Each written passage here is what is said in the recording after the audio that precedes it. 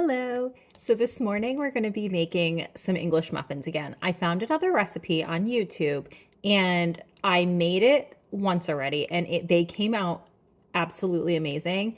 These English muffins were so fluffy and delicious. So I'm going to make them again. Last time I made them, I had a little bit of I had to pull a little bit of an audible because I didn't think that my instant yeast was like active. I thought it was dead, but apparently it was fine. So I'm going to maybe try and do a little bit of what I did last time. This time, we're going to see how it goes. It's been a little bit of a morning. I woke up with a migraine, so my head is not really on straight. So we're going to see what happens. So to my stand mixer, I added 700 grams of all-purpose flour with 35-ish grams of sugar because my scale decided to do whatever it wanted. So 35-ish grams and 12 grams of salt. So I have that in my stand mixer right now. And next I'm going to go ahead and get, let's see, oops, put my scale on. I'm going to do 480 milliliters of whole milk. I'm going to warm it. So let's change this to milliliters. And it comes up to about 2 cups of milk. So let's see if the scale is accurate today.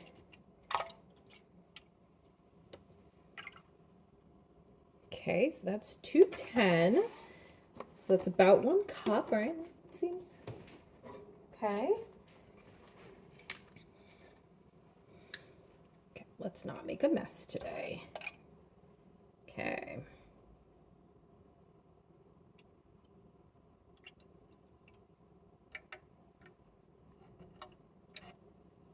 $4.73.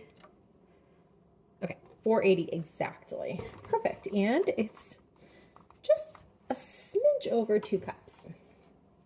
So that seems okay. So to that, so we're gonna warm the milk and we are going to add 3 teaspoons of instant yeast to this. So last time what happened was, since I wasn't sure if my instant yeast was active, I ended up just tossing 1 teaspoon of the instant yeast right into my stand mixer.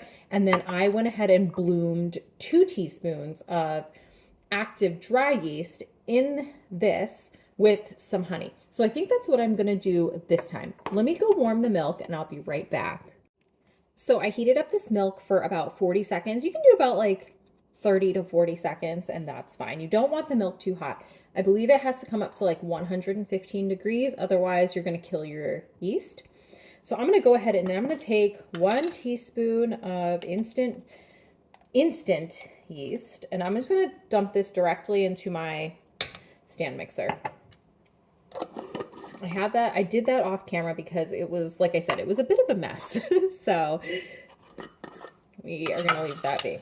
Oh, and to this, we're going to add a little bit of honey. I'm not even measuring. I'm just going to kind of eyeball this. You're basically using the honey to feed, you need the sugar from the honey to feed the yeast. So this is my active dry yeast. The difference is, you'll see, the blue one is the instant yeast, and the instant yeast you can just add right to your dry ingredients, whereas the active dry yeast, you need to bloom it in some kind of either water or milk or something. So we're going to go ahead and put 2 teaspoons in here. 1, 2. I'm going to give that a good stir. Get all that honey mixed up in there too, so that the yeast have something to munch on. All right. So we're gonna let this go ahead and bloom for about 7 to 10 minutes. Shouldn't take too long. I know this is alive because I used it last time. And this recipe I found on Bree Ellis's YouTube channel. So it's BREELLIS. So that's her handle name. And like I said, this came out really good last time. So I'm hoping for the same results this time. I got about 20 English muffins from my last batch. It didn't exactly do what her recipe did. For some reason, my English muffins, she said that after you let it rise, like you go ahead and you're gonna put it in the pan and you're gonna pan bake them and then finish them in the oven. She said that they're not supposed to rise anymore as you're like pan baking them, but mine did. Mine, as I was pan baking them, I saw the other English muffins that I had in the pan rising. They were like rising, rising, rising. So, like I said, they were really fluffy. They were a dream. I will say one thing with this dough is that it will be a little stickier. So I guess from all the videos that I've seen, English muffin dough is a little bit stickier than like a regular like bread dough or something. So I was prepared for that, which was good. I mixed my dough a little longer last time. So I don't know if maybe that had something to do with how fluffy it was, but we'll see what happens this time.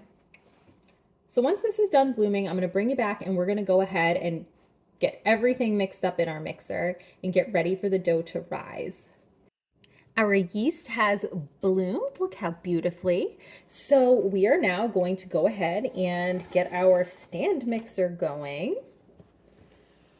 Put it on this like nice little mat so that I can kind of slide it around. Oops. Okay. And it's a good thing that I double checked this because I had the wrong hook on it initially. Like I said, been that kind of morning, and the bowl on this, I can't get it to stay on. So I'm just going to kind of hope that it doesn't go in. Yeah, that's actually good. All right. So we've got this on, and we are going to add our milk yeast mixture to the flour and mix it on low using the dough hook. Then we're going to add an egg to this, and we're going to add a half a stick of room temp-ish butter, 1 tablespoon at a time. So, and then we're going to let that go for about 4 to 7 minutes. I'm going to let mine go a little bit longer just because I'm going to have to be scraping down this bowl like as we go. So, actually, you know what? Ugh. Let's kind of pour this in. Looks great. Go ahead and scrape this down because we want everything in there. And I do realize that it's a little tricky to kind of add things as this is going. Makes a huge mess, but we're going to do what they told us to do. All right. So in goes this, lock it up, and we're going to put it on, ooh, not that high. We're going to put it on stir. And we're going to just kind of, like I said, we're going to let this go for about 4 to 7 minutes. While this is kind of starting to incorporate, I'm going to whisk up 1 egg here.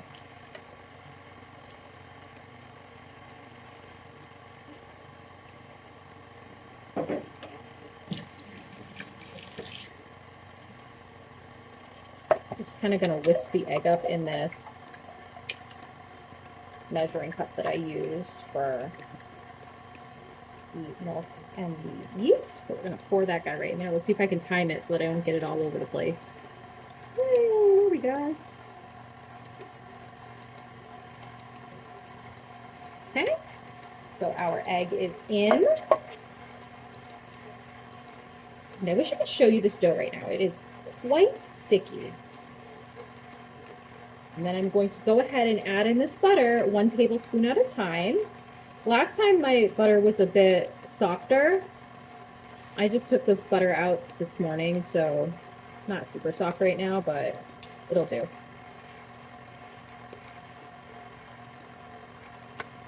Okay.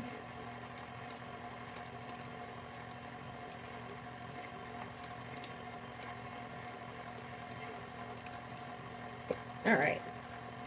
So we've got the 4 tablespoons of butter in there. We're gonna let that go.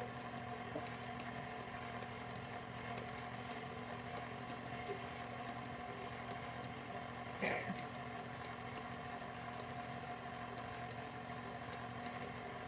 I probably should have melted this butter down a little bit so that it would actually mix into this, but we're gonna see what happens. Bread is a science, but I've learned that you can take a few liberties with it. Maybe this wasn't one of them, but like I said, we're just gonna see how it goes. It's been about 7 minutes and our dough is done mixing. It's extremely like sticky. So the next thing that we have to do is we are going to dump this out into a buttered bowl, cover it, and let it rise for about 1 to 2 hours. So it depends on like the temperature in your house.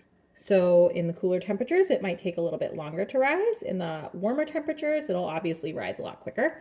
So I have my bowl that is buttered, and I'm using my big bowl today because last time it rose like a lot.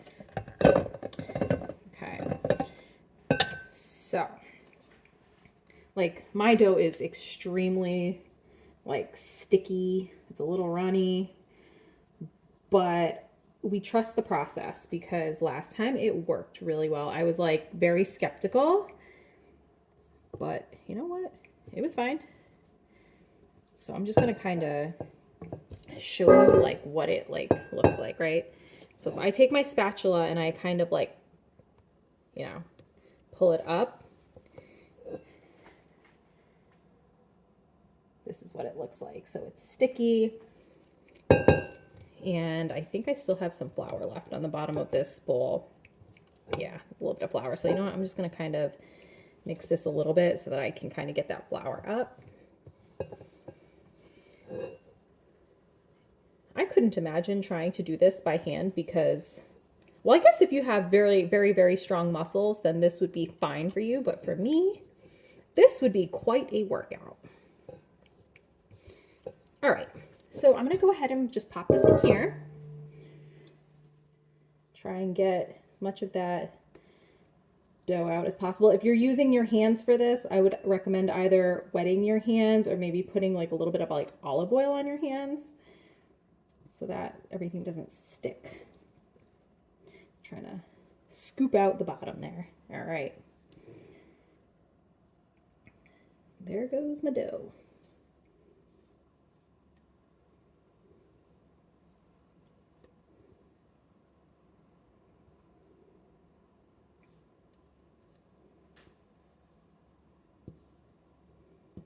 Now, when I looked at the girl's video online on YouTube, her dough didn't seem as runny. But like I said, I feel like when I have a runnier dough, for some reason, whatever reason, it just works for me. So that's what I'm going to do. I'm going to show you what this looks like in the bowl, and we're going to let it rise for, like I said, about 2 hours. There we go. That's what we're looking at. Okay. Got my cloth, cover it up, and I'll see you guys in about 2 hours. All right, it's been about an hour and a half, hour 45 minutes, and our dough has been rising. I basically just left it on my counter with the counter light on, and we've got quite a good rise out of it. So I'm gonna bring it over here. I'm gonna show you what we're looking at. So if you remember before, it was like way down. Now we've got quite a good rise. So all we're gonna do is we're gonna turn this out onto a floured countertop, and we're going to press it down into our desired thickness. I already did some, I prepared some baking sheets over here with some parchment paper and some cornmeal, and I have my oven set to 350 degrees. So let's do this. Let me get some flour. And if it gets too sticky, I think I'll put some oil on my hands. Let me take my rings off while I do this. And I've also got my little biscuit cutter. If you don't have something like this, I believe like the top of a mason jar works just fine. Or if you have a cookie cutter, or like, I don't know, if you have like a little glass here. One thing that I do recommend, and the girl in the video recommended, was to get like a little bowl of flour so that you can dip your little cutter into it, because the dough will stick. So let's do that. And last time that did happen while I was cutting out my little English muffins, the dough was starting to stick. So just got a little cup here, a little bowl right there. And this dough is so like, it's so soft and fluffy. Ooh, I'm so excited about this. Okay. I'm just gonna put some flour down.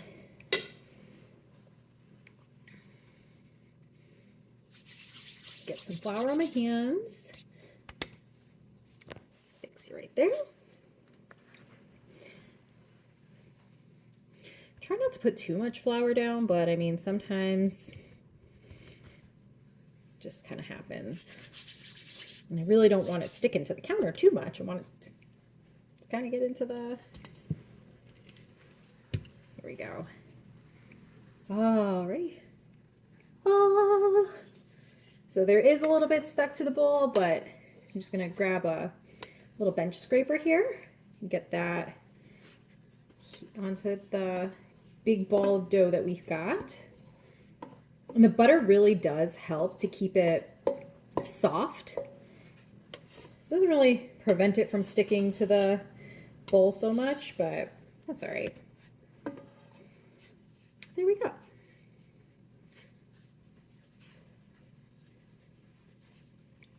Okay, let's get this bowl out of the way. I'm going to keep my bench scraper here. So what I'm going to do, just because the top is quite sticky, I am going to just kind of dust it with like a little bit of flour, and I'm just going to kind of pull it up a little bit.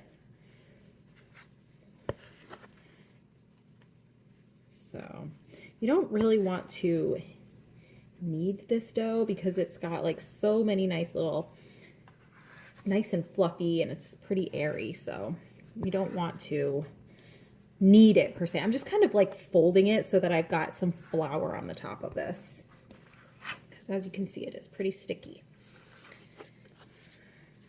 Okay, so I got my little ball of dough here. And like I said, I'm just going to kind of get it so that it's kind of coated with some flour. Put some more flour down here. Now we're just going to press it out. Right? And like I said, this dough is so soft. I'm guessing it's the butter and the milk that's in it. Oh, it's a dream. All right, a little bit more flour on top there. And we like our English muffins a little on the thicker side. Not so thick that you can't put it in the toaster. But I like mine to be able to kind of like hold up, right? Okay, so I think that this is looking good. I'm just gonna put a little bit of flour on top.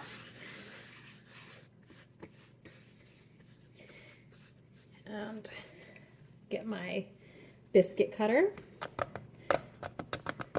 Kind of get it coated in a little bit of that flour there. And you're just gonna go ahead and start cutting. Okay. It is a bit sticky, so they come out looking a little crazy at first, but once you get the hang of it, it's fine. I just kind of like reshape it a little bit, but that's my English muffin right there. So now I'm going to put it down on the parchment paper with cornmeal. And remember, like I said, these do, despite what she says, they do rise as they're sitting. So keep that in mind. Space them out a little bit. Okay. And I just kind of go like this when I'm cutting them out. She was saying something about twisting them. Like when you go to cut it, like twisting it kind of messes up the shape a little bit, but I don't know. Like I said, this dough is a bit sticky and stretchy, so you're gonna have to be like pulling it up a lot, like reshaping it. So what I do is I take my bench cutter and I just kind of cut out a little area to free it from its little cocoon there. And then I just kind of scrape it up onto here. Because it does start sticking to itself. I don't know if this is what you're supposed to do, like normally, but this works for me. So this is what we're going to do. I like to kind of try and manage the sticky as much as I can.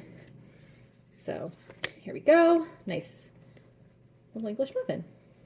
Give it a little bit of flour.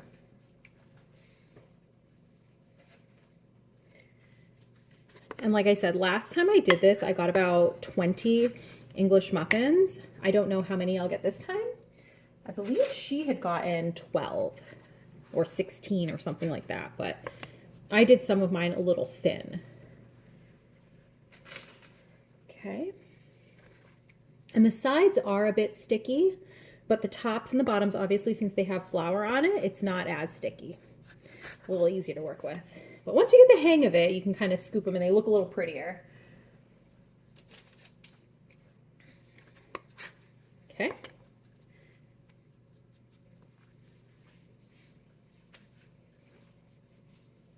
So 6 down.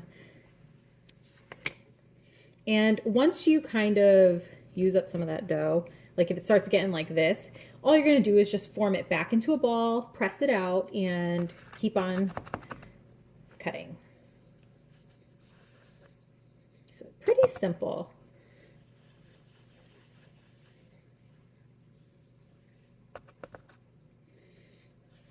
And ideally, I believe, you know, you kind of want to get them all the same, kind of the same thickness. This one's looking a little ugly, but it's all going to taste the same, right? You just kind of shape them up a little.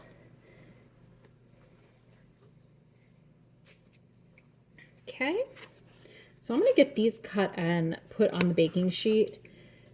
And like I said, as you're doing it, you can just kind of get it back into a ball, press it out, and then go ahead and cut again. Okay, so we've got about 17 and this little baby one here. So as I've been cutting and stuff, they have been rising on this sheet. You could see it's very, very, very like puffy, and they're really soft. So I'm gonna go ahead, fire up the pan that I have here. I'm gonna put some cornmeal in it, fire it up, and I'll show you how I pan bake these, and then I'm gonna put them in the oven.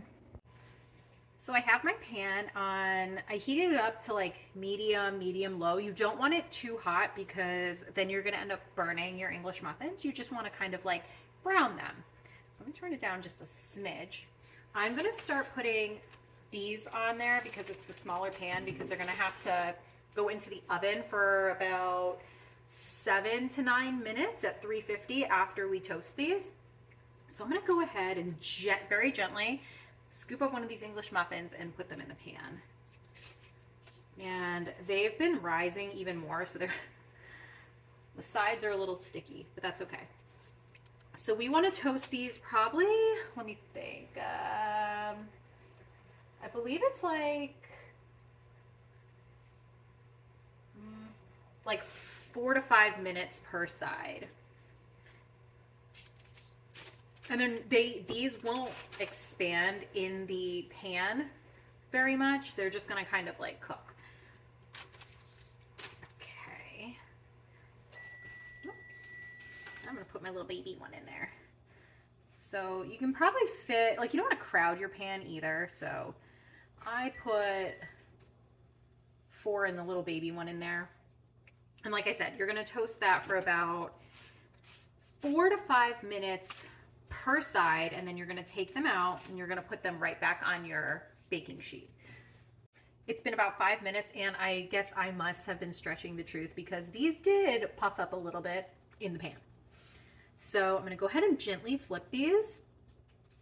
Let's see if, It's also a good test to see if my heat's a little too high. So let's, nope, they look really good. I'll give you an aerial view of this pan in a minute. Now, just be careful because if these are going to expand, the sides still feel a little sticky and they might stick to each other. So let's go ahead and flip. And they are so fluffy, guys, I'm telling you. This is the recipe for English muffins. The others were just, they don't live up to this one. Okay, and then just flip this little guy. So I'm gonna bring the camera over here and just kind of show you what it's looking like. Look at that. Perfectly toasted. So we're gonna do that. We're gonna let this one go for another 5 minutes on this side, and then, like I said, I'm gonna put it on my baking sheet, and then I'm gonna put the next batch in. It's been 5 minutes, and these have been toasting on the other side, so let's flip them and see how we did. Oh, perfect. A little hot, so I'm gonna go ahead and just pop that right onto our baking sheet. Oh, these are looking so perfect. This one's a little, like, it's not as brown, but that's okay. Sometimes different spots on your pan will determine how toasted they get. Like the middle obviously toasts pretty quickly. Okay, so I'm just gonna kind of spread out this cornmeal a little bit more, just so that nothing sticks. Pop a couple more on here.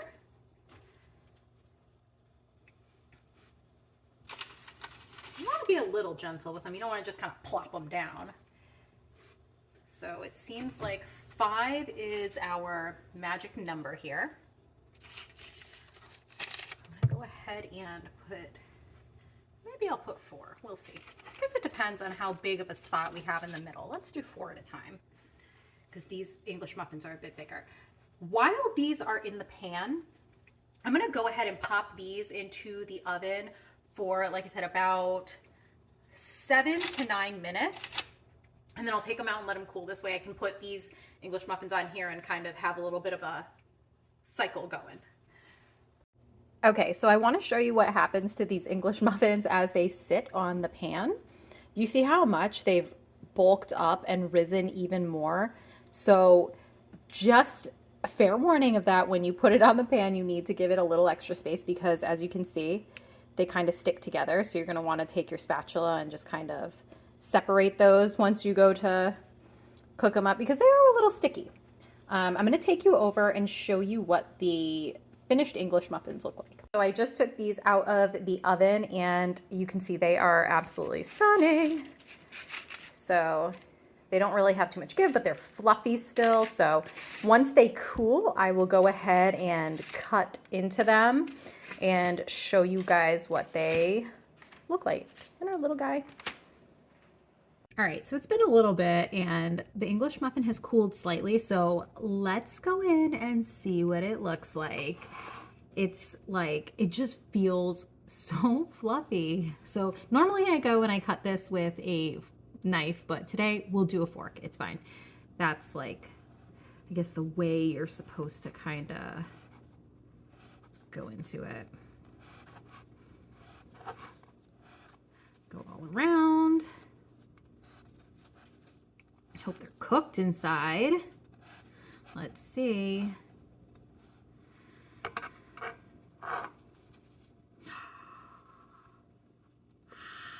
Perfect. They are just, they smell so good. They're light, they're fluffy. Put a little bit of butter on it and give it a little bit of a taste, but these, I swear, these are the best English muffins that I've made. Like, this is the recipe, I'm telling you. And we know, I've tried a couple recipes. This one is by far the best. So let's put a little bit of butter on this.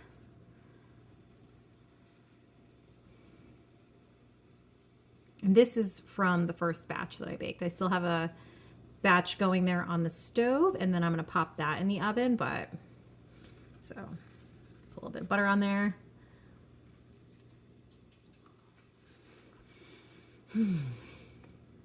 Honestly, so good. You need to try this.